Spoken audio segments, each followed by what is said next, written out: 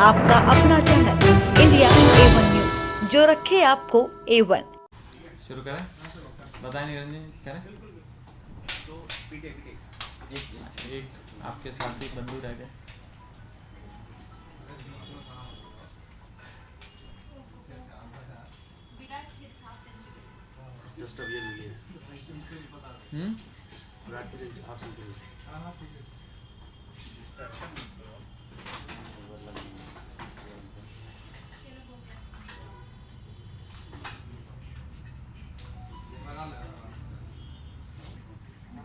कर लो आराम से कर लो।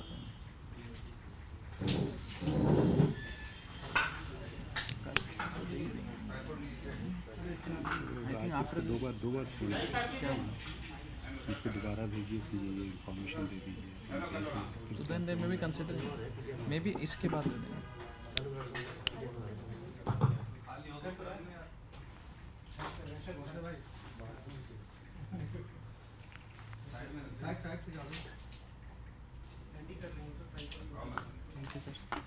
यहाँ रख दो, साइड में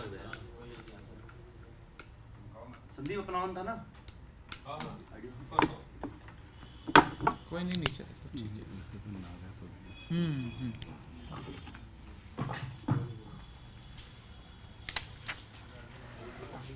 शुरू करें? आप सभी का आम आदमी पार्टी की आज इस महत्वपूर्ण प्रेस वार्ता में बहुत बहुत स्वागत, बहुत बहुत अभिनंदन।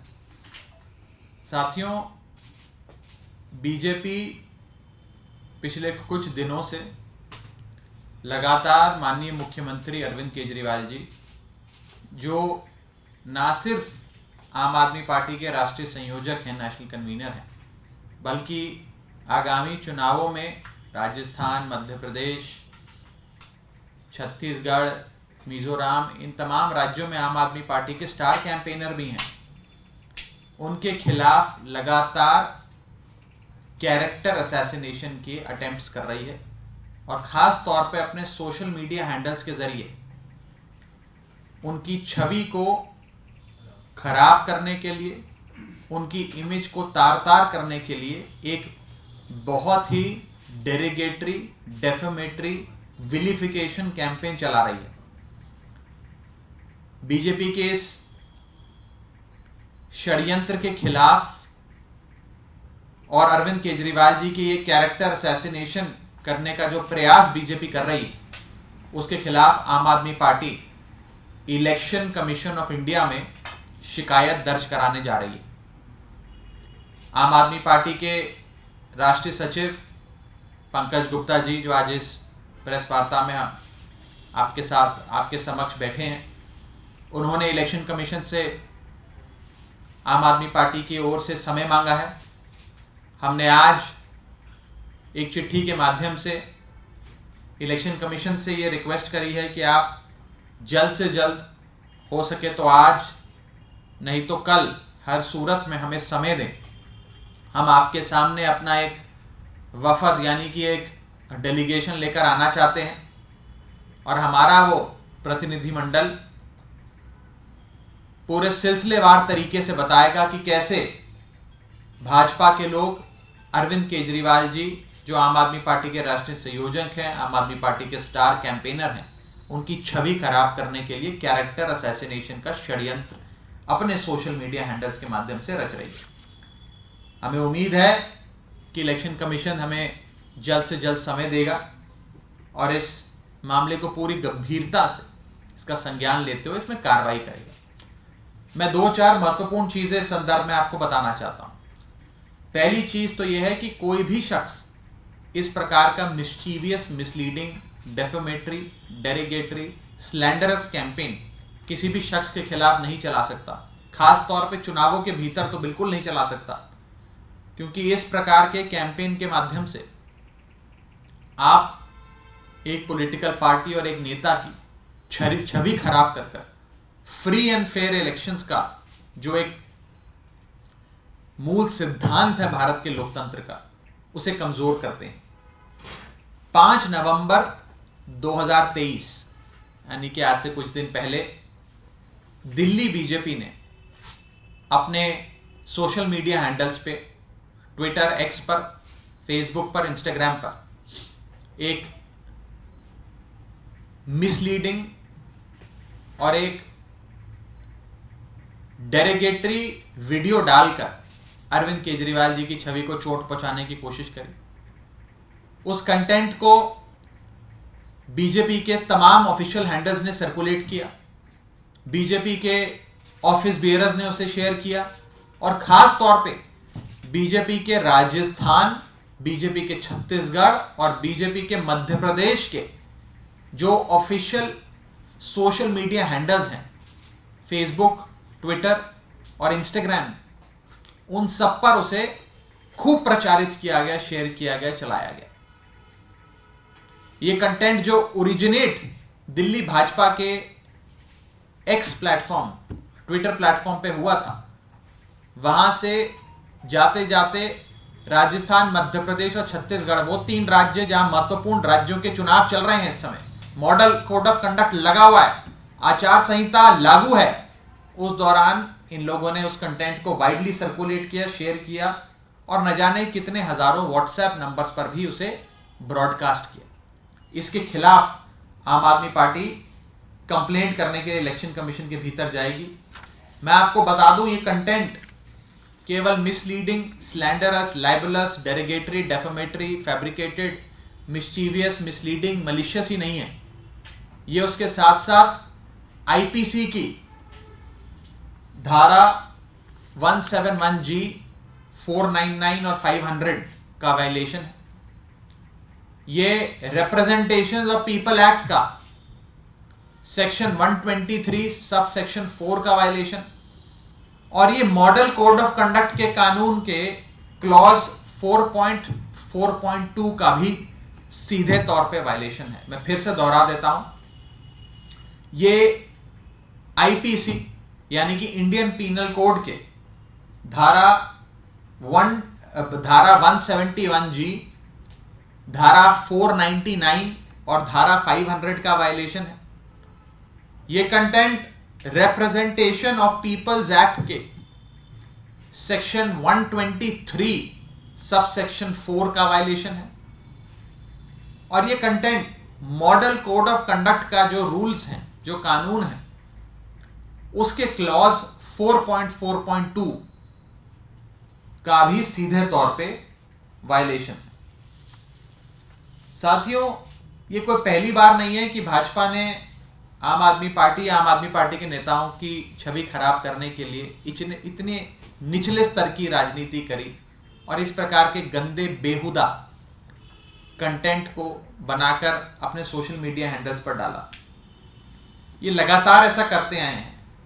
बीजेपी जिंदा ही कैरेक्टर असैसिनेशन पे है। BJP thrives on character assassination, और उन्होंने भारत देश के पहले प्रधानमंत्री जवाहरलाल नेहरू से लेकर दिल्ली के मौजूदा मुख्यमंत्री अरविंद केजरीवाल तक किसी को नहीं छोड़ा अपने कैरेक्टर असैसिनेशन के अटेम्प्ट से। सबकी छवि खराब करने की कोशिशें बीजेपी लगातार करती रहती है, क्योंकि बीजेपी जिंदा ही दूसरे लोगों की छवि को खराब करके बर्बाद करते हैं। अपनी छवि को नहीं बढ़ाते, अपनी लकीर लंबी नहीं करते, दूसरों की लकीर छोटी करने, दूसरों की छवि खराब करने में लगे रहते हैं।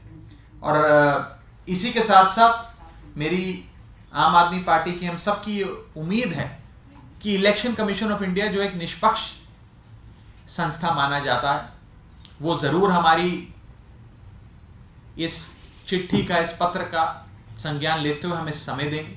हमारा प्रतिनिधिमंडल इलेक्शन कमीशन के भीतर जाकर एक डिटेल्ड कंप्लेंट सौंपेगा। वो कंप्लेंट भी हमने तैयार कर ली है, और हम सख्त से सख्त कार्रवाई बीजेपी के खिलाफ की जाए, उसकी मांग करते हैं। आम आदमी पार्टी को भी एक नोटिस आया कल इलेक्शन कमीशन के द्वारा, उसका जवाब जरूर आम आदमी पार्टी की लीगल सेल और वकीलों द्वारा बनाया जा रहा है, और हम जल्द वो जवाब दाखिल करेंगे। लेकिन मैं आपको बता दूं कि जिस कंटेंट के संदर्भ में आम आदमी पार्टी को वो नोटिस आया है, वो कंटेंट 8 नवंबर को आम आदमी पार्टी ने अपने सोशल मीडिया पेज पर जो डाला था, वो 5 नवंबर को बीजेपी ने जो अपने सोशल मीडिया हैंडल्स पे कंटेंट डाला था उसके जवाब में डाला था। आप दोनों कंटेंट के जो वीडियोस हैं वो उठाकर देख सकते हैं, आप खुद समझ जाएंगे।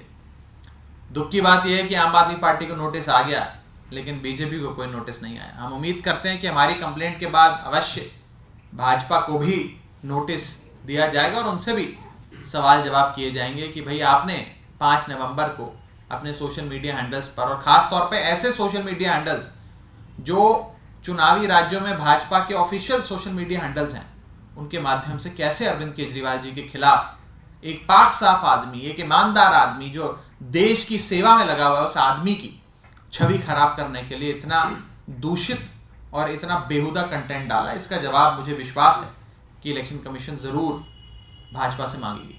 राघव जी सवाल पूछ सकते हो? जी, आपका कोई सवाल हो तो जरूर पूछें। इंडिया अलायंस में आपकी सहयोगी कांग्रेस, उसके द्वारा ये कहा गया है कि दिल्ली में इतना प्रदूषण है कि सोनिया गांधी जी को दिल्ली से जयपुर जाना पड़ा। आप दिल्ली में आपकी सरकार है, प्रदूषण काबू करने में नाकाम रहे हैं। कि आदरणीय सोनिया गांधी जी को वैसे ही जयपुर में जाकर राजस्थान का चुनाव प्रचार करना ही चाहिए। लेकिन जहां तक कांग्रेस के आम आदमी पार्टी पर हमला करने की बात है, मैं कोई उस पर खास टिप्पणी नहीं करना चाहूँगा। मुझे लगता है कि हम सबको इंडिया अलायंस की जो यूनिटी है उसे बरकरार रखना चाहिए। इंडिया गठबंधन जब बना था तो उसने भारत देश के एक एक नागरिक की, 135 करोड़ भारतीयों की जो एक पॉपुलर इमेजिनेशन है, एक जो उनकी सोच है और एक जो उम्मीद की नज़र से वो एक विकल्प की ओर देख रहे थे, उन्हें एक विकल्प दिया था, एक ऑल्टरनेटिव उनके सामने खड़ा किया था। इस प्रकार की तू मैमे से मुझे लगता है कि कहीं ना कहीं लोगों की जो वो उम्मीद है, एक विकल्प की उम्मीद, उस उम्मीद को चोट पहुंचती है।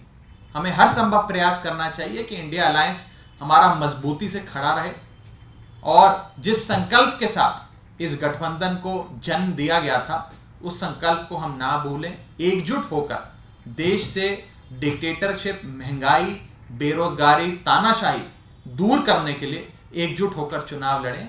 यही मेरा संदेश कांग्रेस पार्टी को रहेगा। लेकिन अभी राज्यों में जिस तरह के हमले विपरीत हो रहे हैं, आपको नहीं लगता कि उससे अभी भी चोट पहुंच रही है गठबंधन को? देखिए, गठबंधन मोटे मोटे तौर पे लोकसभा चुनावों के लिए किया गया है और लोकसभा चुनावों के मद्देनजर जो एक गठबंधन बना है, ये इतना मजबूत गठबंधन है, इसकी जो फाउंडिंग प्रिंसिपल्स हैं, जिन सिद्धांतों के आधार पे इस गठबंधन को जन्म दिया गया, वो इतने मजबूत हैं कि इस गठबंधन के जन्म लेने से भाजपा कांप गई, डर गई, घबरा गई और इतना बौखला गई कि अभी तो हमारे गठबंधन का जो नामकरण हुआ है, भाजपा उस नामकरण से भी नहीं उभर पा रही है।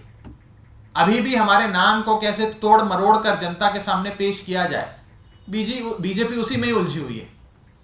ये एक मजबूत गठबंधन है और अगर मेरा ये केवल दिल से नहीं, दिमाग से सोच के अरिथमेटिकली, मैथमेटिकली ये मानना है कि अगर भाजपा के एक प्रत्याशी के सामने इंडिया गठबंधन का एक प्रत्याशी चुनाव लड़ता है, 1 वर्सेस 1 होता है, तो भारतीय जनता पार्टी बुरी तरीके से आने वाला 2024 का लोकसभा चुनाव हारेगी और इंडिया गठबंधन की सरकार 2024 में देश भर में बनेगी। एक दूसरा मुद्दा, अभी बीजेपी ने प्रेस कॉन्फ्रेंस की, मनोज तिवारी और दिल्ली बीजेपी के अध्यक्ष छठ पूजा को लेकर उन्होंने अपनी सरकार पे सवाल उठाया कि यमुना गंगा, क्योंकि उसके बारे में आप हमारे दिल्ली सरकार के मंत्रियों से पूछिएगा, मुझे ज़्यादा जानकारी नहीं है। वो अवश्य आपको पूरी विस्तार से इन सारे सवालों का जवाब देंगे।